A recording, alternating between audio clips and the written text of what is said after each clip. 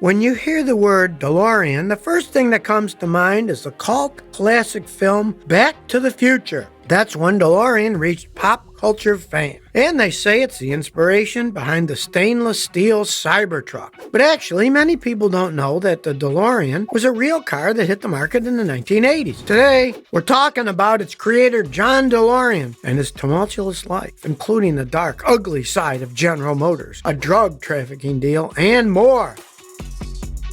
John Zachary DeLorean was born in Detroit, Michigan, 1925, smack dab in the middle of the Great Depression. Today he's known as an American engineer, inventor, and executive known for his work at General Motors and as the founder of the DeLorean Motor Company. To see how he earned that title, we have to travel back to the 1940s. When John was young, he won a scholarship to the Lawrence Institute of Technology. This school was famous for producing many known car designers in the industry. But then came 1943 and John was drafted into the U.S. Army to help fight in World War II. 3 years later, he decided to go back to school and earn a Bachelor of Science in Mechanical Engineering. And he was working part-time for Chrysler at the same time. He then became an insurance salesman after graduation. He couldn't stay away from the car industry for long and returned to Chrysler. After Chrysler, he went to Packard. After Packard, he went to General Motors. And that's when he started to climb up the ladder. At the time, General Motors was the largest car manufacturer in the world. John was sharp and creative. He wanted to stand out and make a name for himself in the car industry, and so he created the Pontiac GTO muscle car. People loved it, and so did General Motors. Then at just 40 years of age, he was appointed president of the division. That was in 1965. He was the youngest divisional head in General Motors history. Then he became head of the Chevrolet division. This was a big deal because Chevrolet was the biggest and most important division in GM. John successfully reorganized Chevrolet. He was rewarded by being named vice president of the car and truck production. Here he got paid $650,000 a year salary, bonuses, and allowances. To put it into perspective, that's about $5.8 million in today's terms. He had one of the highest paid executive positions in the whole world. You'd assume the next step is to be president of the whole company, right? But actually that would never happen for John DeLorean. Things turned sour so much that in 1973 he ended up leaving the company completely. Of course, he got his revenge by publishing a book titled On a Clear Day You Can See General Motors. It was a hard expose of GM, and it sold over 2 million copies. So, what happened?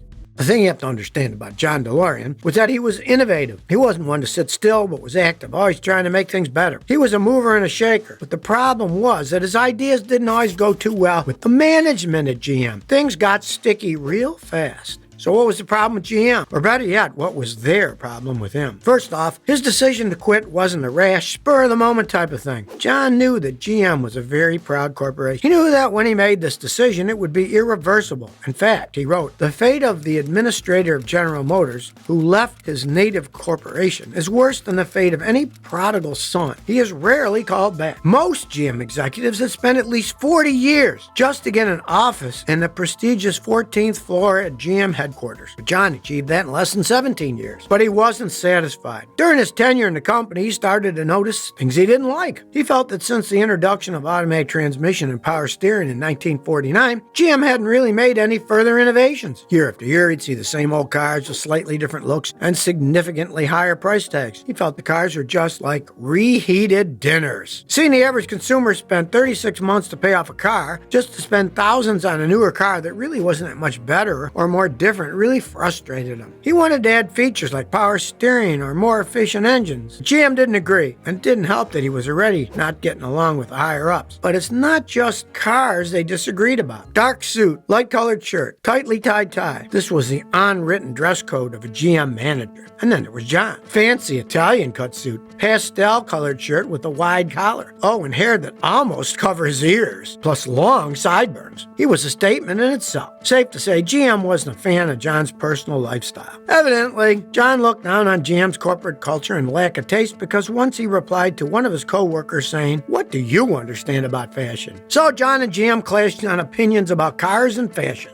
But it wasn't like anyone was out to get him, except someone was. At least that's what John DeLorean believed. It's November 1972. GM was holding a management meeting in Greenbrier, West Virginia. This type of meeting happens once every 3 years. There are over 700 GM executives participating. The purpose was to identify problems of the corporation and discuss how to solve them. As the head of several departments on the 14th floor, John was asked to deliver a speech about product quality. John prepared a very honest and critical speech. He believed that the only way a corporation can keep growing is to provide customers with a product that truly matches the price they pay. But here's the thing. In these meetings, when you're asked to deliver a talk, you can't just present your own thoughts. Instead, you have to first send your written talk to senior management to be reviewed and edited. Each time a speech was adjusted, it had to be reprinted, and all copies of previous versions were destroyed. Usually about 5 complete revisions later, the final speech was good to go, and the final version is what gets publicly delivered. At least, that was the workflow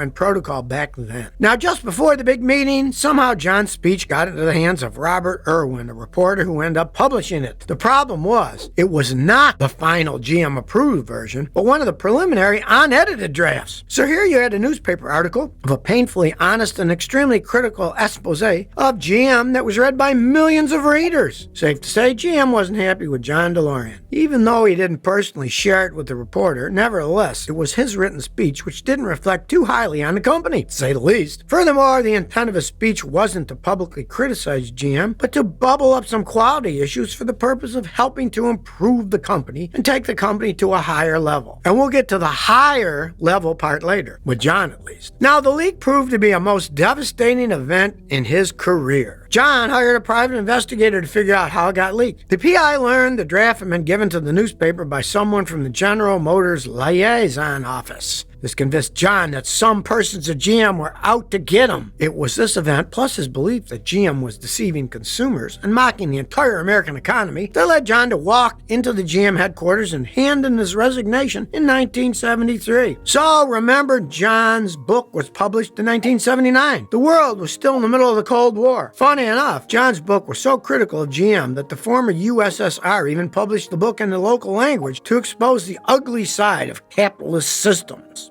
So how did John pick himself back up and go on to create one of the most iconic cars in history? Ever with an active mind, John created a plan to create an incredible, modern, high-tech sports car. He just needed to find a way to do it. So he formed the Delorean Motor Company, or DMC. First, he needed investors. He easily found politicians and big businessmen to invest. But believe it or not, the biggest source of funding didn't come from the US, it came from the UK. James Callaghan, a British politician and leader of the Labour Party, gave him $135 million.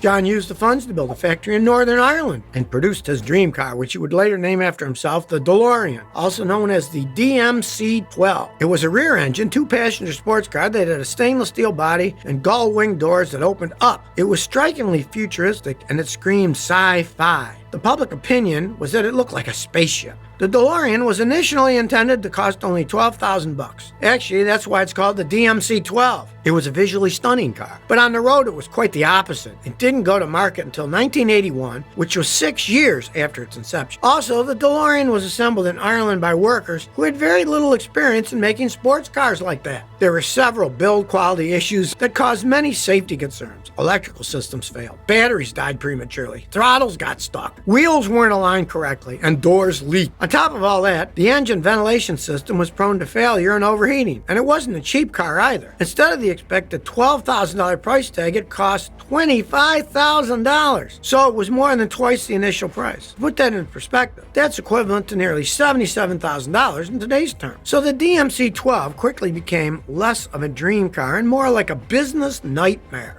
Suffice to say, demand for the DeLorean fell quickly, and then the U.S. recession hit. John had nothing to pay his workers with and urgently needed to pay off millions in debt, so he resorted to the quickest way to get cash: drug dealers. In October 1982, John was charged with cocaine trafficking. He was tipped off by James Timothy Hoffman, one of his former neighbors. James told the FBI that John had approached him to ask him about a cocaine dealer, but in reality, James was the one who asked John about a deal. Evidently, James was a confidential informant for the FBI and was awaiting trial for a 1981 federal cocaine trafficking charge. Because of this, John was able to successfully defend himself, claiming police entrapment. John's lawyer successfully argued that the FBI and DEA had unfairly targeted and illegally entrapped John since he was known to be financially vulnerable. And John didn't have criminal history at all. James, on the other hand, was a career criminal. John was found not guilty in 1984, but unfortunately by then, his company was completely bankrupt and his reputation had been destroyed.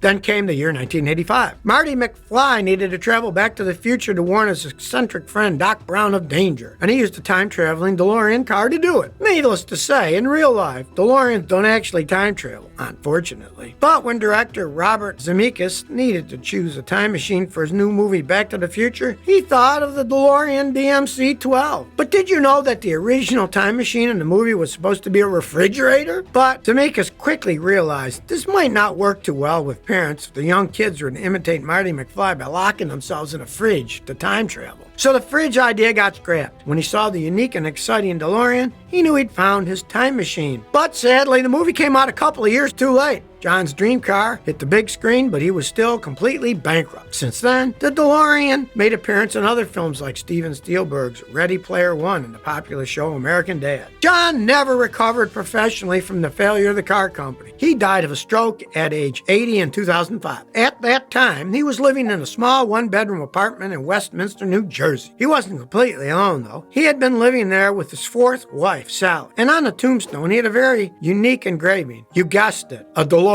But now you tell me, what's your opinion on John DeLorean? Would you ever drive a DeLorean car? Please share your opinion by commenting below. If you like this video, please like and subscribe. Thanks for your support.